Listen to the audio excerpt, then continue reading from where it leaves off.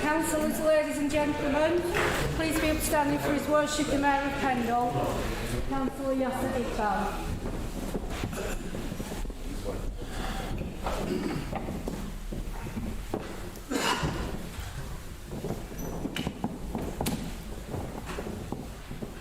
Thank you, councillors. Can I ask everyone to remain standing and hold a minute's silence in honour of Her Majesty?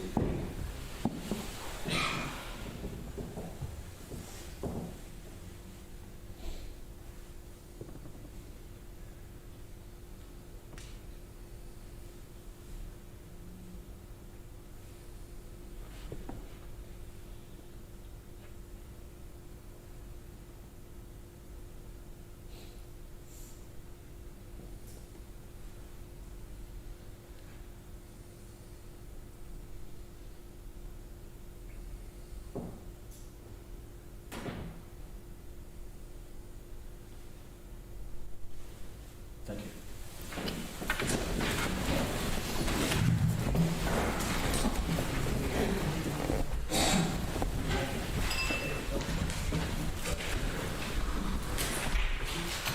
Good evening, councillors. First item on the agenda is apologies. Any apologies? Yes, apologies from Councillors Neil McGowan, Councillor David Albin and Councillor Carlo Leonetti.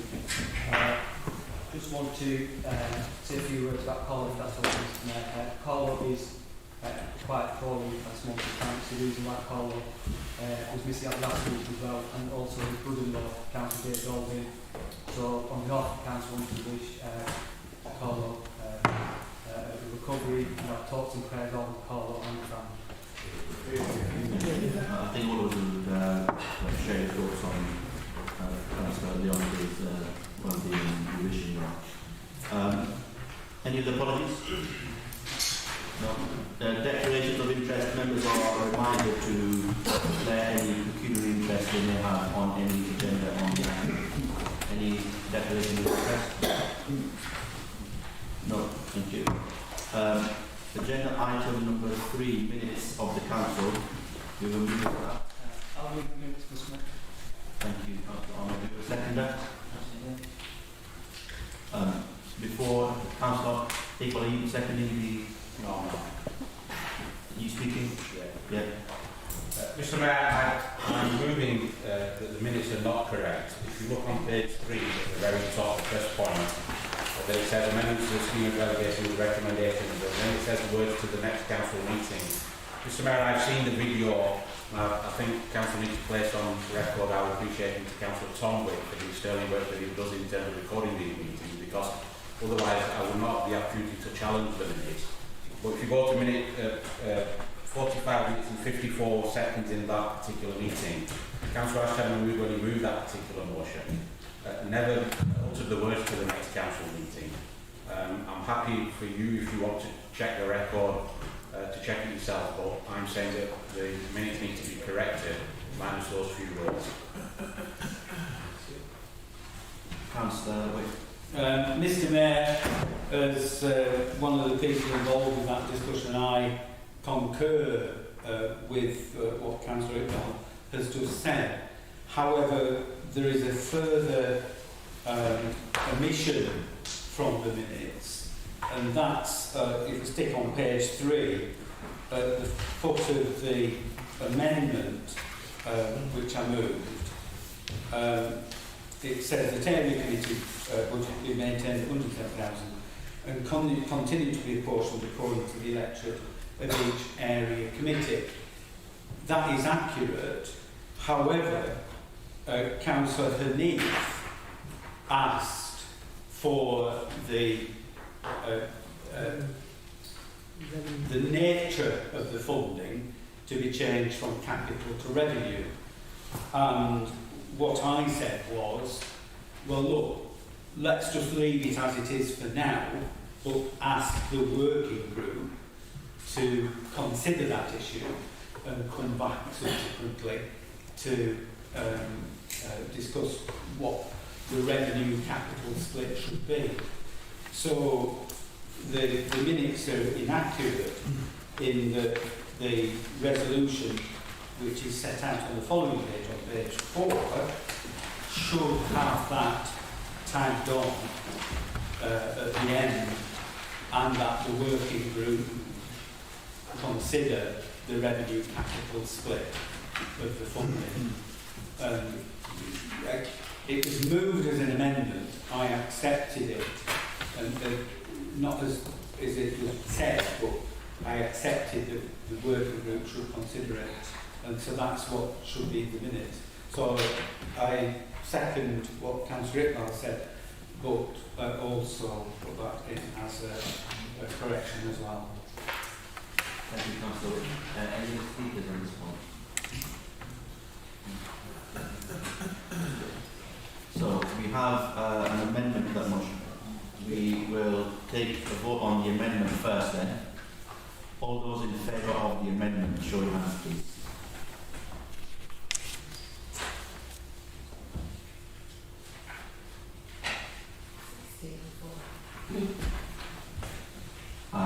All those against? Any abstentions?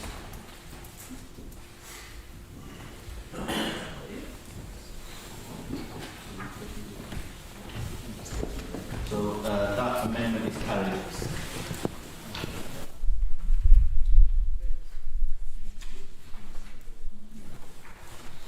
Agenda item 4, announcements from the Mayor and Leader of the Council. Council Arnold, do you have any announcements? I don't. Thank you, Councillor Ahmed. I think, can I just take this opportunity to thank all of the staff that were involved in the funeral and procession, proclamation arrangements that were made, for all their hard work and effort that was put into the preparations leading up to the Her Majesty's, the late Majesty's funeral. Having been involved quite closely with the arrangements and the meetings that took place, I know that a number of officers, some of who are present in today's meeting, like Jane, have put a lot of effort in making them arrangements. I know that Fiona, who put a lot of work in the last couple of years in having a protocol in place for this kind of event, was unfortunately away, but Jane stepped in, and in fact Fiona stepped in on her day off to make sure that everything was running smoothly. Trish also stepped in and helped because Fiona wasn't here.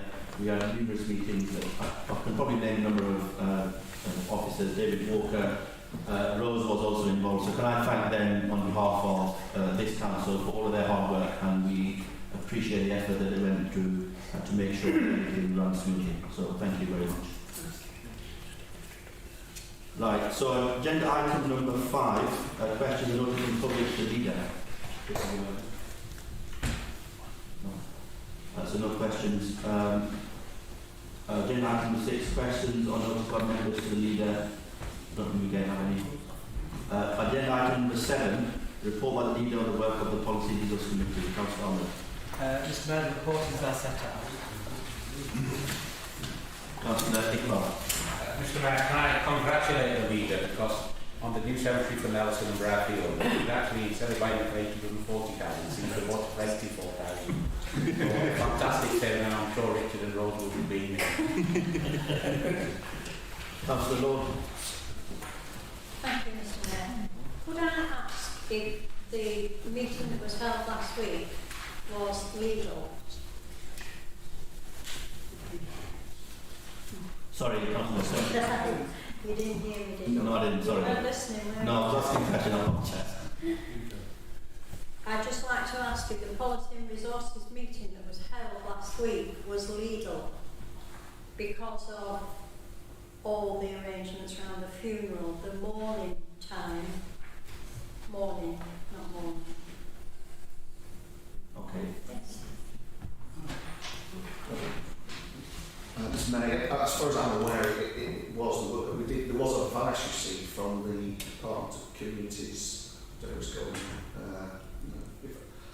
The local government department in central government, and I'm fairly confident we calculated that correctly. I mean, off the top of my head, without getting the calendar out, and looking at the advice again, I'm confident in the committee administrators' ability to have taken on board what the effect of the morning period was. I told you I didn't have expired detail.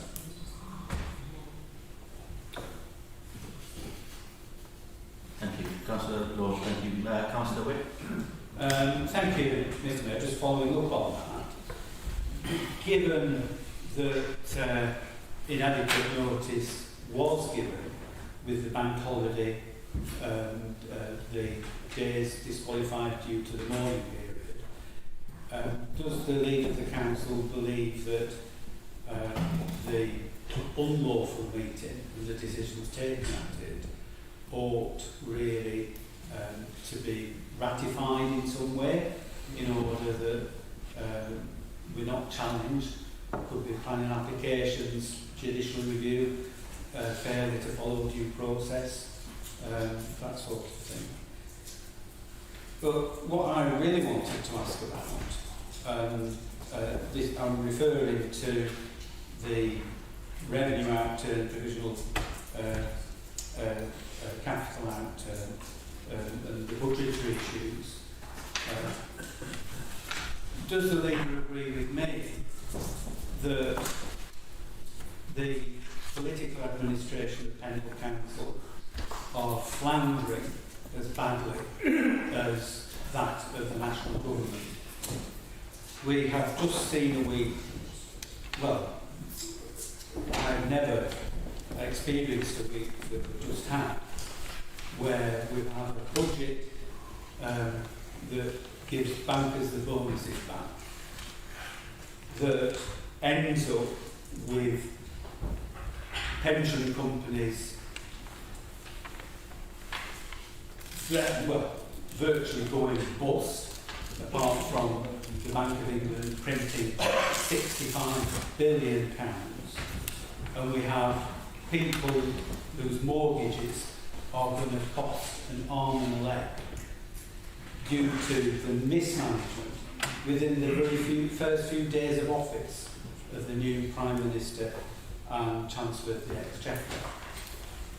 And here at Pendle Council, the Conservatives, if you look at the minutes of the papers that went to the last Policy Resources Committee, have failed to produce accounts by the deadline of 31st of July, to which their finance lead said it was good news that they were going to be presented by the end of November. How many months later is that? Is it true, Leader, that, or is it the case, can you confirm, that the figures on page 2, which was the budget monitoring summary, which show that the £500,000, the £500,000 savings which you put through the council in February, here we are a day off, halfway through the financial year, and the column that says actual to date says against the savings target 0. So nothing saved of that £500,000, of rather airy-fairy, imprecise and unquantified savings. And here we are about, or should really be discussing the budget for the next financial year. Is it not the case that we still don't know exactly what the figures were for the last financial year? There isn't any progress on saving £500,000, which you said you were going to save, and we have to face the challenge of saving a further £1.5 million. And for all we know, the local government pension scheme, which we thought actually we might be able to get a bit back on this time, could be affected by the erosion of the value of bonds and gilts. And to the same extent, we lose that out as well.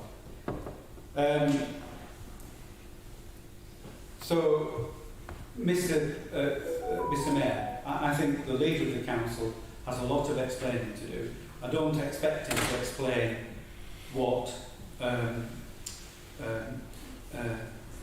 Mrs Truss is doing, but I think the local administration needs to get their act together, and they need to spell out how they're going to get Pendle Council back on the track, rather than let it continue on this disastrous path of financial irresponsibility. Thank you, Councillor Wick. Don't give me the speakers for Councillor Wick. Yes, thank you. First of all, in terms of the Policy and Resources Committee meeting and whether that was held correctly and lawfully, the advice I have is that the Democratic Services published and sent out the PR papers 1 day early to allow for the bank holiday at that time. So my understanding is clearly that meeting was correct and held on the correct date. In terms of the points made about the finances of the council, members will be aware that we are undergoing a major transformation process at the council. A committee has been set up, which members from all political parties are invited to attend and speak and contribute. Unfortunately, we're finding more and more as we're going through that committee system in terms of how members are getting involved and contributing to that system. Because the purpose of that meeting and the transformation process overall of the council is we are, I accept, in difficult financial circumstances which all members are aware of and have been for many, many years. This hasn't happened recently, it's been ongoing for a number of years, because if the council's financial position was sound, we wouldn't be so heavily reliant on reserves as we have been doing for many, many years. We would have a balanced budget in that regard without having to use reserves, which we have continually done, as I've said. And the advice we given by other senior officers over a number of years is, look, we cannot continue to use our reserves, we must find the necessary savings. However, in terms of the transformation process, the reason we underwent that process is because the previous system of saving bits of money here, there and everywhere hasn't worked because we were still reliant on reserves. And that's the purpose of the transformation process. And I accept this isn't a straightforward process. It's not simple, it's a very complicated process that we're going through. For example, we're looking at some major stuff in terms of the Liberator contract, PLT, and various other significant heavy spending parts of our council, and that's what we're looking at. And them decisions cannot be made overnight. We are doing all the necessary research, we're going through this properly and thoroughly, and you yourself, Councillor Wick, and other councillors, can take part and contribute rather than just sit there and criticise meeting after meeting. And the purpose of their meetings is for all of us to take this challenge seriously. We are in serious difficulties in terms of the council's budget requirements, and if we are to serve our residents correctly, we should all be working collectively for our residents, not playing silly political games and just standing and criticising. Let's all work together, pull together, and make this happen. Thank you.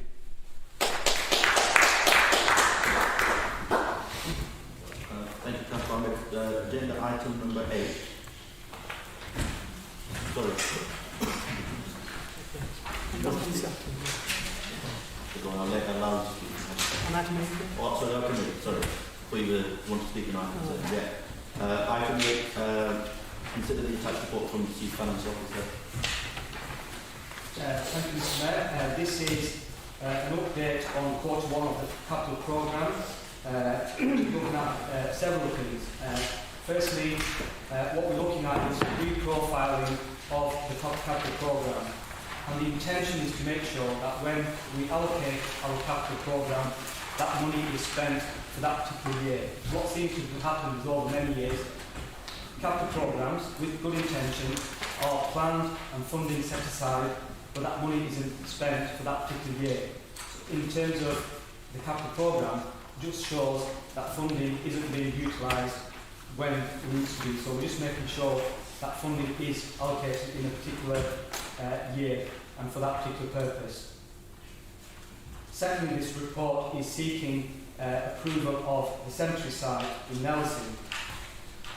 And it's important that this cemetery site is progressed as quickly as possible for a number of reasons. Firstly, we know about the circumstances and the position of Walton Way Cemetery in terms of the number of burial spaces that are available at the moment. And unfortunately, that space is running out rapidly. Secondly, in terms of the landowners, Lancashire County Council, they have pressed us as Pendle Council to proceed with this process as quickly as possible. So I urge all members to support the recommendation, which I'll move shortly, because we don't want to be in a position where if we delay this any longer, that we are in difficulty in proceeding with the purchase of the land.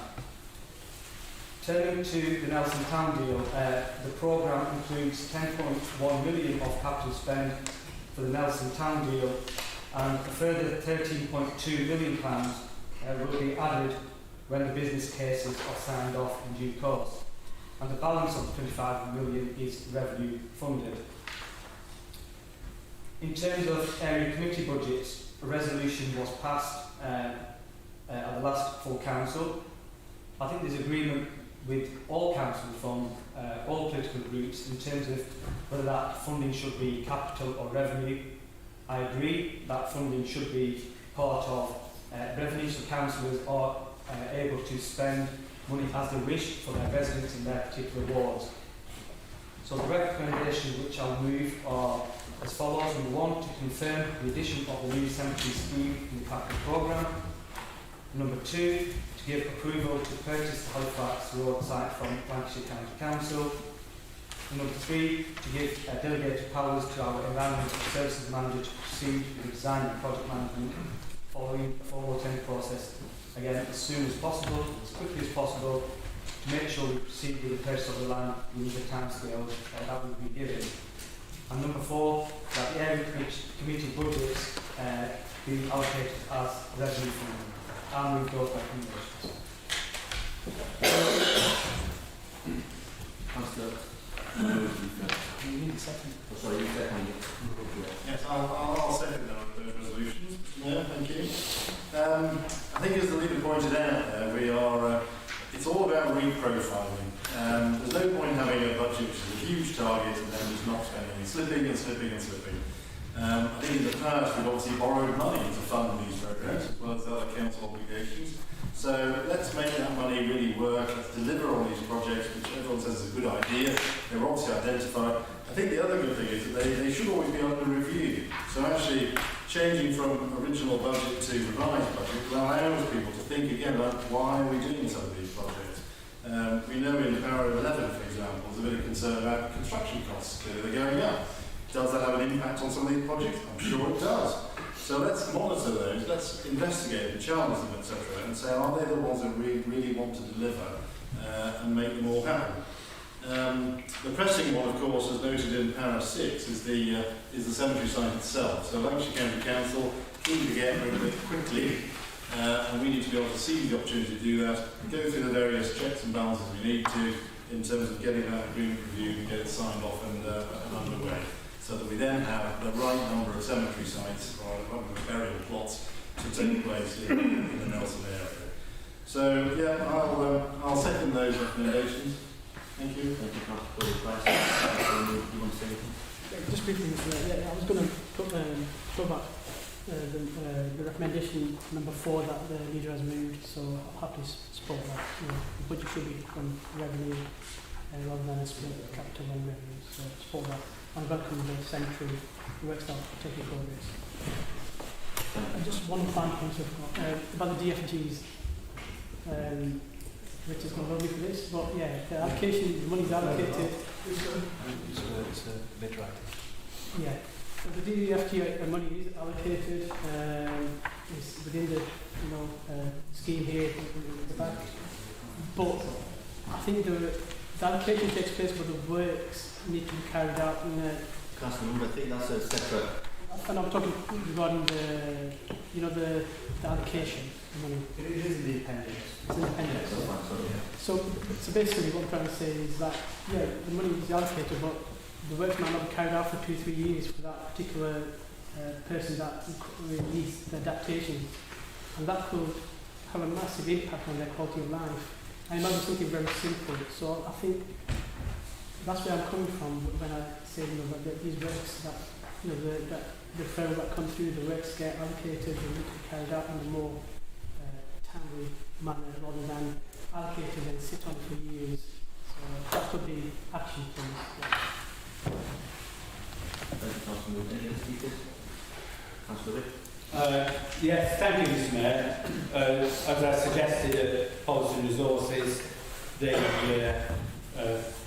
movement of the area committee capital programmes, as were, to a revenue-based one does allow the flexibility that councillors have sought. It is, of course, £170,000 that needs to be added to the savings, because the virtue of that funding being capitalised was that the payments were spread over a number of years, and the change will mean that the savings elsewhere will have to increase by 170,000. But Mr Gibson, our proto-director, until we get to a later item on the agenda, is content with that. So I think we should be too. I want to challenge what Councillor David Corbyn-Price has just said, who has waved away the addition of £1.4 million into this budget on the basis of it's all about reprofiling. All about reprofiling. And I've got the papers from a previous meeting which is the reprofiling, and it's called an adjustment in this budget, but it looks at a huge amount of money which isn't being reprofiled, it's being shunted off into the future. So it's not a case that the £1.4 million for the cemetery, the new cemetery, is being funded from quote slippage, some magic money. It's actually meaning that there's an extra £1.4 million being spent. And I suspect that Councillor David Coburn-Price, as ubiquitous with his tongue as is Kwasi Kwarteng and the rest of the government ministers who were defending the indefensible for the last week. But face up to it, it's an extra £1.4 million. Now, I'm not going to propose an amendment tonight because I know both Conservative and Labour groups are in favour of going ahead with that cemetery. But could I pose a question? We're confronted with a £1.4 million expenditure on the basis of providing a cemetery that will have enough space for 50 years. Now, why are we spending all that money for 50 years worth of burial plots? Why aren't we looking at, say, providing 25 years of burial plots that will, by very nature, suffice for the next 25 years? We don't have to commit £1.4 million at this meeting for a 50-year cemetery. We could commit a lesser amount for a cemetery that will have enough burial plots for 25 years and leave lands available for expansion in the future. Surely that's sound financial planning rather than blowing best part of £1.5 million on something that, well, I suspect most of us will have passed away and some of us will probably be in the cemetery by the time that it gets full. It is absolutely stupid to spend all that money and, you know, the benefit will be as far away as 50 years. Doesn't make sense. Thank you, Councillor. Councillor Ali. Thank you, Mr. Mayor. I won't get into the nitty-gritty of the cemetery or the finances around it, because I'm sure there's colleagues much more qualified than I am that can spend the time and entertain you on those in another meeting. But for myself, Mr. Mayor, I think it's important, paragraph 8, regarding the complexity of the project around the cemetery, paragraph 8D suggests that there will be project management, and I appreciate there will be further details on the scheme. But I think it's absolutely essential that that project management includes the residents in and around that area. And I'd just like to put my request on record, Mr. Mayor, that whilst I have been working and listening to residents who are affected by the proposal for the new cemetery site, that whilst we have an idea to bring in consultants who are going to deal with the design and all the other complexities, I hope that will then mean that residents are not ignored at the same time on the back of consultants being delegated to just get on and deliver the project. So I just want to put on record my request, Mr. Mayor, that residents have to be central to the whole process. Thank you, Councillor. What do we have any of the speakers? So we have Councillor Thank you. Some important points made by colleagues. First of all, Councillor Ashton alluded in terms of the saving of facility grants, and Ashton speaks passionately at each policy and resource committee on this issue. And there is, I agree, it is an important issue that we need to address. And in terms of the work the officers are doing, we are working with our officers to ensure that our residents who genuinely need this funding, and there are people out there who are suffering and have some real difficulties, and we need to work with our residents to make sure we can get them the assistance that they need as soon as possible. And I'm happy to speak to Councillor Mahmood and possibly arrange a meeting with officers if required, if Mr Mahmood feels that's necessary, and we can discuss this further at that stage. In terms of the cemetery site and the £1.4 million funding and whether we should have a site for 25 years or 50 years, I think what we want to do is, and the intention is, that we have a long-term solution for cemetery provision in Pendle. And that's the purpose of purchasing this land. There is a large piece of land and will accommodate the local community and the needs of the community for a long, long time. In terms of the point Councillor Zafar Ali made about residents, I totally agree. Residents should be at the heart of this scheme. I gave my commitment to Councillor Ali at the previous Policy Resources Committee that we would involve the residents, because it's important that the residents are directly affected by this scheme when that time comes, and the residents are going to be involved in all the discussions, in all the planning, and the residents are affected because a lot of the residents have the long gardens at the back of their properties on Halifax Road, which is part of the cemetery site, and we need to have them discussions about the gardens and have that gap between the property and the cemetery site itself, and make sure the cemetery site is a nice place in terms of having trees planted, plants, benches, etc. Make this a nice place for families to visit their loved ones and for the residents as well. Thank you, Councillor Ahmed. So we have a motion. All those in favour, show your hands, please. All those against? That's carried. Thank you. Agenda item number 9A, working arrangements. Councillor Ahmed. Mr Mayor, this is the planning committee and the working arrangements. It's in two parts. First of all, on the picture sheet are the working arrangements in terms of how the meeting will operate, and the committee will operate, shall I say. I'm happy with the contents on the sheet. In terms of the second part of the scheme of delegation, not so happy with what's been put forward in terms of what was passed at the previous meeting. So, following May's resolution that the Council agreed to a planning committee, we now need to agree a scheme of delegation related to the single planning committee. In my view, the scheme has three shortcomings. They are fundamental. We are trying to address issues in terms of dealing with applications efficiently and at the same time ensuring our staff are free to deal with planned applications and meeting targets. In terms of the shortcomings, which I feel are not necessary, first of all is the threshold of 3 objections, which we've discussed at the previous meeting, which I feel is too low,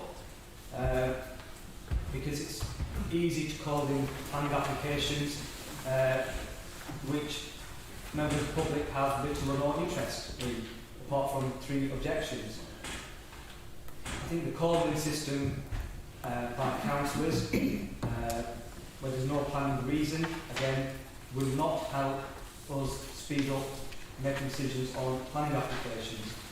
Because if the planning application, or a particular planning application, is in the wider public interest, members of the public will object to or speak in favour of the application. So I feel that the calling system by council without a planning reason is unnecessary. And other councils, required councils, for a planning application to call them to provide planning reasons. In terms of the ability of parish councils, at the moment, as we stand, the current system in terms of area committees, parish councils can't ask area committees to consider a planning application. And I feel the planning committee should be no different. And the parish councils will be involved in the meetings as they can do currently at area committees. So if a planning application affects their particular parish or town, they can attend the planning committee and speak as they can do currently. So I believe the scheme of delegation which was passed last month does have its shortcomings.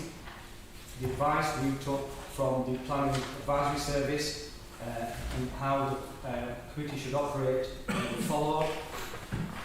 The huge number of applications that come to area committees at the moment, there's no justification for them to be at the area committees because it leads to inefficiency and underperformance. And I think we'll free up office time and offices, our planning officers can deal with planning applications which residents are facing delays in rather than having to attend numerous meetings. So I will just wait and see what the other colleagues have to say on this. But I'm happy with the pink sheet, so happy to move that. But I'll reserve judgment on the other one at the moment and hear what other people say. Councillor Iqbal. Thank you very much, Mr. Mayor. Councillor Iqbal, before you is there a second for Councillor Ahmed's motion, please? Just for clarity, I think we may have to take that in two separate votes, if that's okay. Take A So and B read A and B separate. So I'll move A, but I won't be moving B. So you are a seconder for A.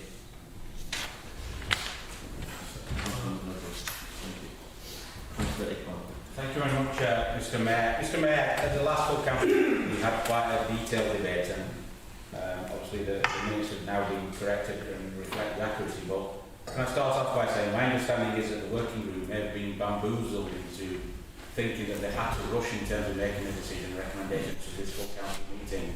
I think they did rush. I'm not criticising the working group. Commend the working group for coming together so quickly. But Mr. Mayor, the leader on the previous item said that the residents need to be heard and included. But this is a fundamental change to the way Pendle planning system is being operated for a number of years. I joined the council in 1998. I think we went to area committee in 1995. So a lot of people sat in this room and outside realise that if they've got a planning application that they want to talk about, they come to the area committee, they lobby their local councillor. The local councillors then make a decision based on planning grounds, but also take into account what the residents want. And I think the working group has rushed into moving what they've done on the pink sheet. But in terms of the scheme of delegation, I disagree with what the scheme of delegation is, and the leader has picked up on some of those points, so I'm not going to elaborate on those this evening. But Mr. Mayor, what I'm going to move as an amendment is that I think that the working group needs to be asked by this council to go back to the drawing board, give some serious thought to what's actually going to change, because as I said at the previous meeting, and I've said at previous meetings, I understand the Conservative administration want to serve the paymasters further up. They don't want to serve the residents of Pendle, because at no point during this last election campaign did Councillor Ahmed campaign in Barrowford and say to people that he would scrap area committee planning proposals and create a central planning committee system. He should have done that if that was a Conservative manifesto. Linked to that, Mr. Mayor, on Friday of last week, the Chancellor announced that there would be enterprise zone set up, which would bypass the planning system, would in effect build on a green belt, simply to try and encourage what growth he was advocating last Friday. So the fact is, Mr. Mayor, that this council could potentially, because I understand Lancashire County Council have expressed an interest in terms of the enterprise zones, and I assume Councillor Ahmed, as leader of this council, as a Conservative, supports that line, because the planning system will be bypassed. Yet another erosion of democratic accountability, in my opinion. So, Mr. Mayor, I'm going to move an amendment which says that notes the work of the group, which is recommendation 1. In terms of number 2, the council instructs the working group to undertake a comprehensive consultation on the proposed working arrangements and the scheme of delegation with all area committees, the town and parish councils. And then number 3 is council instructs the working group to undertake a further public consultation with members of the public following the outcome of number 2. So you're instructed as a working group. I understand Councillor Wick was appointed as chairman, and no doubt he will have something to say on that. Well, the working group undertakes a comprehensive consultation with the parties that I've mentioned, and then the public deserve a right to have their say. How on earth are they going to have their say if 33 of us make a decision sat here tonight? I don't think that's democratic. I think it's unfair. So I move that as an amendment, Mr. Mayor, and I would urge colleagues to support that. Thank you, Councillor Iqbal. Do you have a seconder for that amendment? Yes, Mr. Mayor, I readily second that amendment. I do think that the working group was bounced into coming up with some proposals which whether we appreciated them coming to this evening's meeting or not, it doesn't matter. Can I say that I was also bounced into being made chairman of the working group, which I had no intention of doing whatsoever. But Councillor Ahmed has said that is not happy with what the proposals are, and clearly colleagues elsewhere in the chamber are unhappy with what the proposals are. So it makes perfect sense for the working group to do a better job, and that's why I support the reference back and coming forward with proposals for a future council meeting.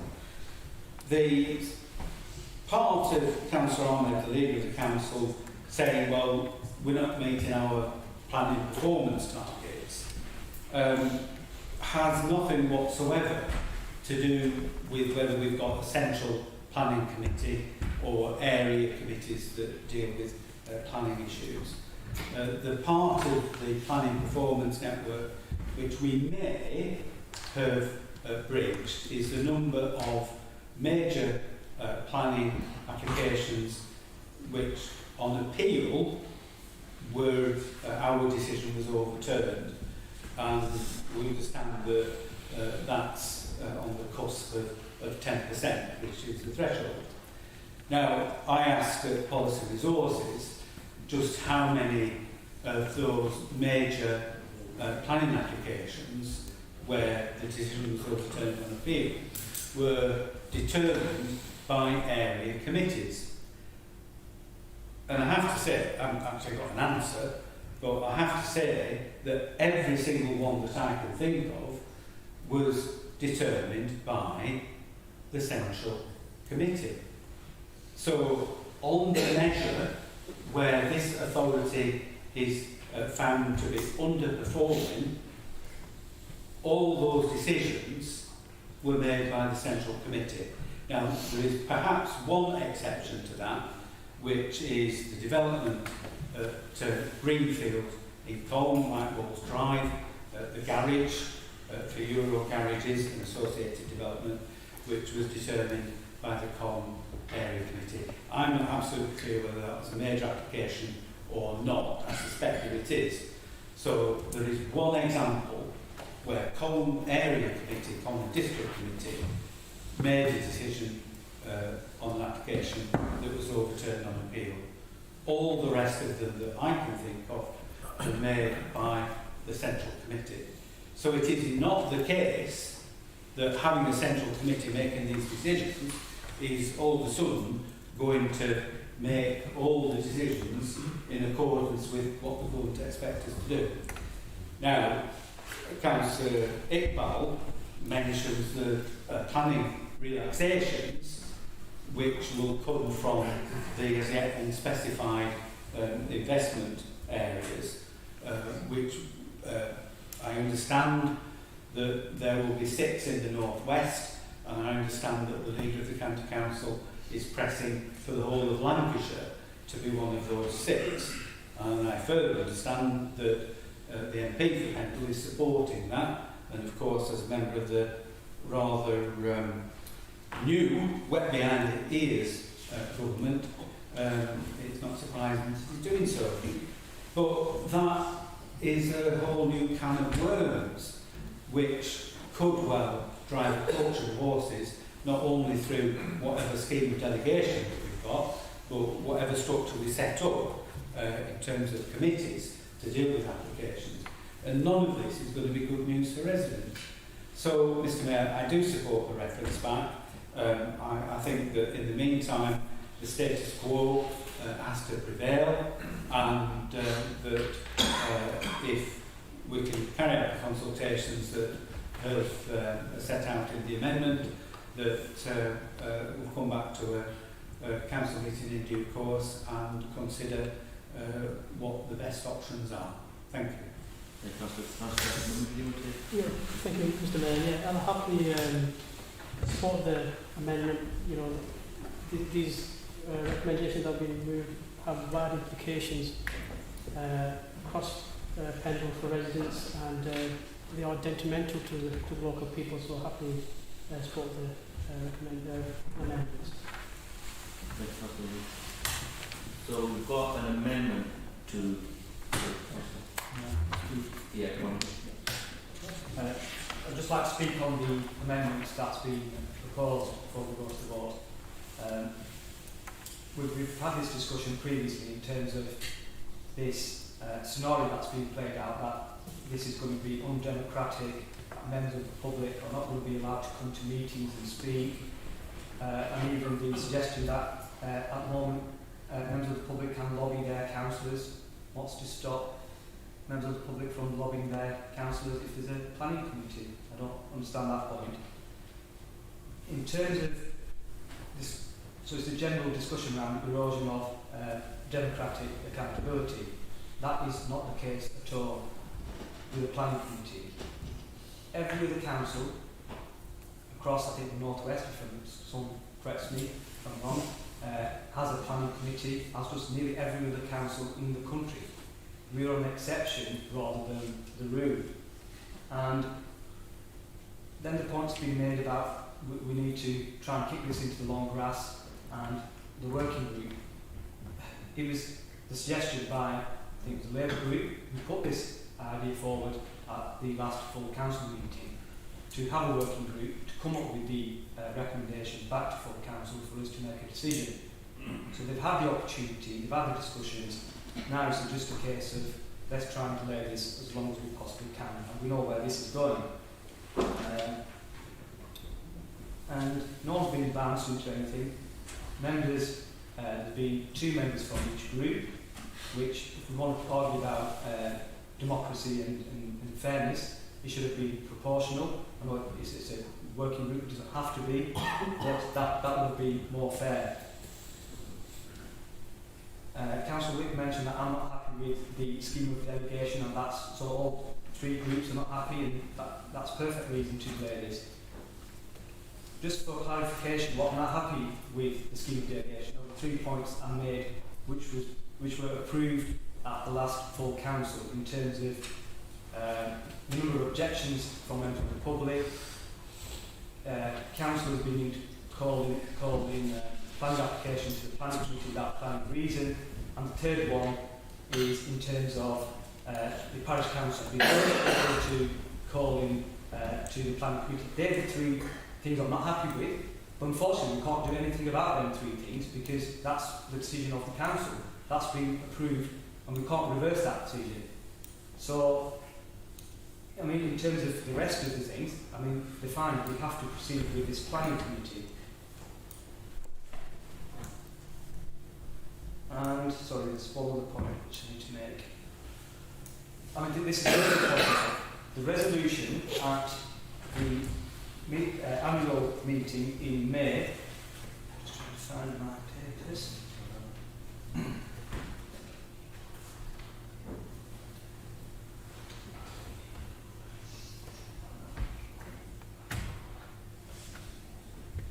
Yeah, so the minutes of the annual council said that with effect from 1st of November 2022, area committees no longer be responsible for planning matters, and that a planning committee be established to take on this function, and that the corporate director be requested to report to this meeting, etc.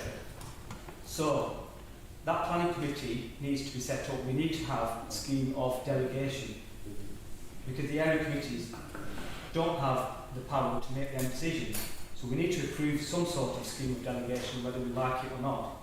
So I think by saying let's fudge this and have another discussion at the working group, I'm not sure what we're going to discuss further, I would seek advice, legal advice on this point, that the planning committee needs to have a scheme of delegation put into place at this meeting, and it can't be deferred anymore. Mr. Cook. Yeah, Mr. Mayor, I think I'll choose words carefully, but it is, as legal advice to the council, it is my advice, my strong advice, that this committee needs to be constituted immediately, and it needs to be making decisions immediately. That is my strong advice now.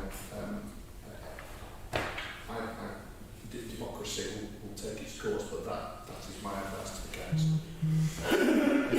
Councillor Nicholl, I think you wanted to say something. Mr. Mayor, I just want to clarify, and I think Mr. Culshaw has clarified it, it's his advice.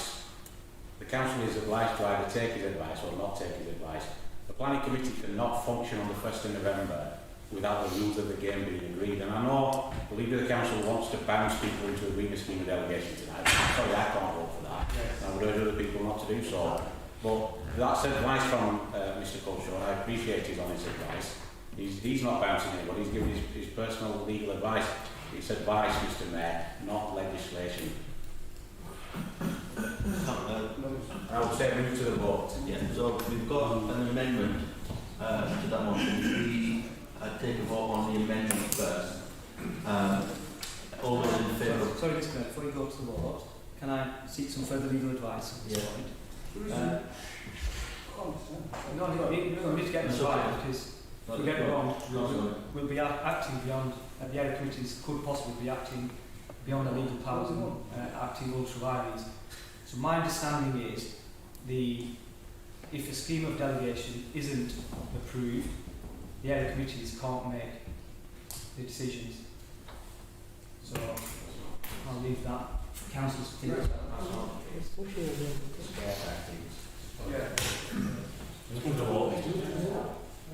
Right, so we've got an amendment to the motion. Can we show of hands for all those in favour of the amendment, please? I'm taking A and B together. Yeah. Yeah. All those against? Sorry. There was too quick, so we show of hands, sorry, of all those in favour of the amendment.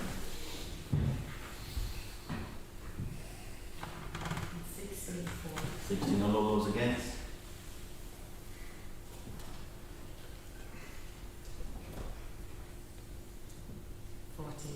40 against, so that amendment is carried. Agenda item number 10, community safety partnerships. Community safety partnership is an important priority in community safety generally for this administration and for our residents. And what we want to do is work in collaboration with our partners across the Pennine area, yet at the same time retain the local influence and involvement of members and our partners here in Pendle by our area committees. I think, I genuinely believe this, that I think we ought to join the Pennine CSP. There are a number of advantages if we do join that partnership. It will lead to enhanced and increased bidding opportunities, which will attract extra funding into Pendle. There's a legal mandate to work collaboratively with our partners. It will offer us flexibility in terms of working across Pennine and through the area committees.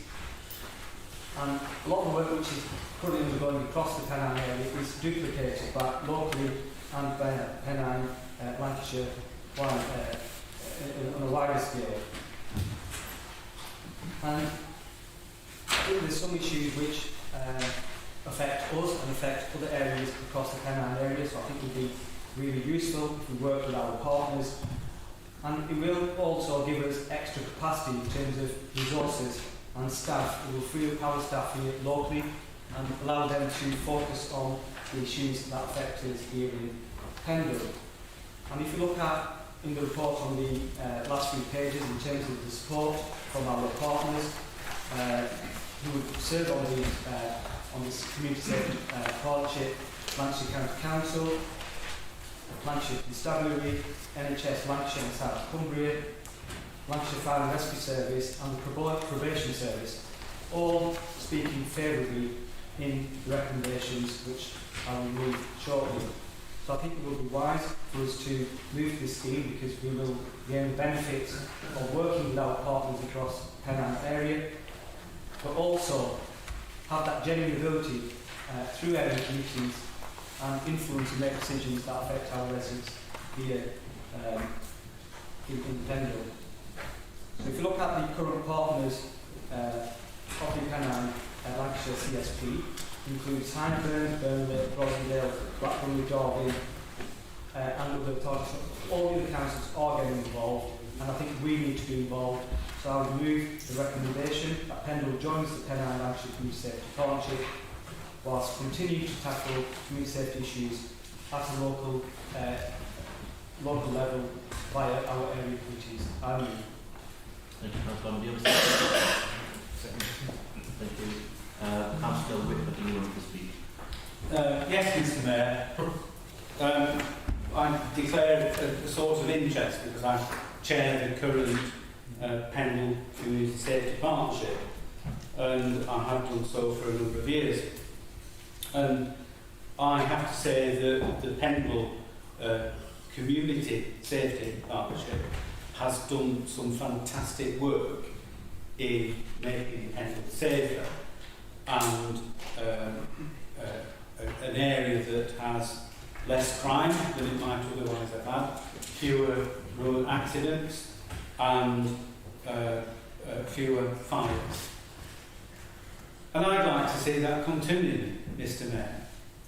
I believe that the clue is in the name. Community. Pendle Community Safety Partnership. Now, I understand we live in the administrative area of Lancashire and that there is somewhere down the road called Blackburn with Darwin, and there are authorities called Rosendale and Burnley and Hyndburn. I have to say, I'm not intimately aware of things that happen in Rosendale or Hyndburn, perhaps a bit more in Burnley, not a great deal in Blackburn with Darwin. But I am pretty well aware of what happens in Pendle. And part of that awareness comes from the regular Community Safety Partnership meetings where community representatives go through the detail of what is going on, and we try and use the resources of the partnership to address the issues that confront us here in Pendle. And by and large, we do a very good job. Here in Pendle, we were out of the mould again. We actually set up a community safety partnership in advance of the legislation that created crime and disorder reduction partnerships, which is the legal title. And we did so voluntarily because we saw that it was a good thing. And the value of having that settled has been that local consideration and calling to account those strategic bodies that would otherwise just ignore us. And here we have the Conservative administration of this authority wanting to go into a strategic body which will be like up there when we're down here, hands-on, delivering, getting things done, instead of being in the ivory tower with all the rest of the strategic bodies getting perhaps somewhere with some things, but not actually dealing with the local issues that are important here in Pendle. And Lancashire Fire and Rescue very neatly summed it up in commenting about this. It's vital that the local group still exists as local issues get swallowed up in the larger group, and we still need the ability to manage them at a local level. If you believe that going in with half of Lancashire is the best way for local issues here in Pendle to be addressed, you are literally living in fantasy. We looked at this when Jeff Whitehead was here as the community safety manager, and as a community safety partnership we dismissed it, and in fact we laughed it out of court, and we ought to laugh it out of court now. because the duty to cooperate lies with all the responsible bodies. So if we, as a community safety department, said to the police, fire and rescue, Lancashire County Council, "Oi, what about this? We need to be looking at that. You need to be looking at that. You need to be doing something." They have a duty to cooperate, and we will give that away. Mr. Mayor, I don't think I need to move an amendment. Simply voting against the proposal will leave us with the status quo that we have. But if I need to move an amendment to say that we retain the status quo, I will do so. That's what we should be doing. Councillor Mahmood. Thank you, Mr. Mayor. Yeah, community safety partnerships engages with local residents and partners, and this kind of if this kind of thing that's been proposed goes through, it will dilute that interaction, that engagement. It will be very much Blackburn centred. It will be Blackburn that leads and gets all the funding. Only local community which understands local needs can best prevent crime and reflect community priorities and local safety issues. And only locally we can get the dedicated funding and staff to deliver these kinds of the policies and good work and hard work that have been done over the years, and it's more efficient, making our communities safer for families, residents and businesses. At heart of a community safety partnership is the local community itself. Therefore, local community should be central in identifying what it needs to help shape the local solutions. That can only be done if you have a local Pendle community safety partnership. Essentially, I second the Councillor Whip's motion to keep status quo. Thank you, Councillor Butterfly. I feel sorry that you're seconding the motion, because I was hopeful that I could make a plea to you. As in Nelson and in Barnoldswick and other places, you don't have a local community safety partnership. But thanks to a wonderful person who works in our community called Jerry Stanford, we do in Combe. It's never stopped. And actually, when we were talking about discussions for this, I said what we should do is increase local representation and really beef up the local community safety partnerships for every single area. And then you could see the benefits too. So the way that it works in Combe is that members of the public come and they quite often tell us about things that we were not aware of. And the police get to hear about it and they make a sort of priority action. It's called a PAC priority. And they make that central, and then the next meeting they report back about, I don't know, I don't want to say anything horrid about any part of Combe. What is said in the room stays in the room, but it is really, really, really valuable to our police, and it's really valuable to councillors because they get to see trends and things changing over time. And the great thing about this Pennine committee is the access to more funds and programmes. And I can speak about something called Pause for Thought. It's something that the Pennine CSP got, but now the funding has been removed. And the only place in Pendle that has benefited from this is Combe. And it benefited through our charity, which is Combe Youth Action Group. And what Pause for Thought is, it's a revolutionary programme. If you speak to the people at Plymouth Academy, they are amazed at the young people that have been through this programme. Essentially, they choose 10 young people who are going the wrong way. They are getting in trouble with the criminal justice system. And there are 4 experts in the room with these 10 young people. And it's not just once a week, 4 experts talking to them. It's a whole programme that involves them ringing their parents, ringing their schools. And the idea is, it brings maturity of thinking. Shall we egg that old lady's house? Let's think about this first. And Mrs. Eddington, who is head of pastoral care at Plymouth Academy, tells me that there were boys that had gone through this programme in the school who were shut off, uncommunicative and impossible. And now they treat her with respect And more importantly, they're still in mainstream education, which would have been unlikely without pause for thought. We have the opportunity to have the best of both worlds, localism and all the help that comes from collaboration, working together, and schemes like this, and funding like this. Let's take this opportunity. Thank you, Councillor Price. I don't think there needs to be Councillor. Sorry, Councillor. Mr Mayor, I think I ended up getting seconded, so I didn't move an amendment. I'm not quite sure when I respond to the debate. Is it at this point before Councillor Ahmed? Or? Did you move an amendment? Because I don't think you did move an amendment. Yeah, I moved the amendment to retain the status quo. Right. Councillor moved I second. don't think we moved. Don't you said Councillor. Will you have an amendment? Mr Mayor, I said I didn't know whether I needed to, but I would.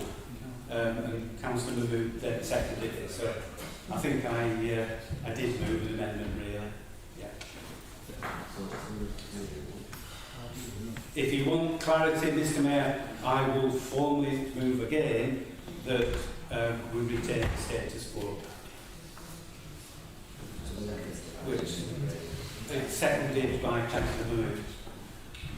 Can I assist if I can? I think it's just a vote straight for or against because there's no formal amendment that was moved. Mr Mayor, in terms of just responding to the debate, as the mover of the amendment, which may or may not be an amendment, I think Councillor can't speak.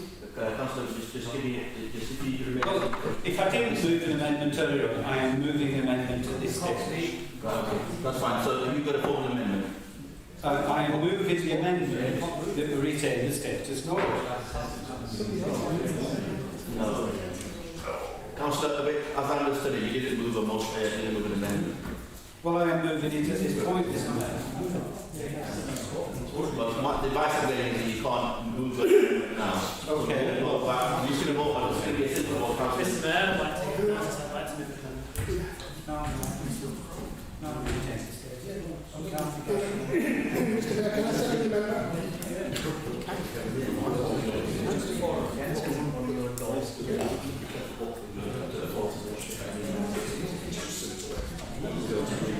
Councillor Tom Wick, sorry, I'm asking Mike to speak.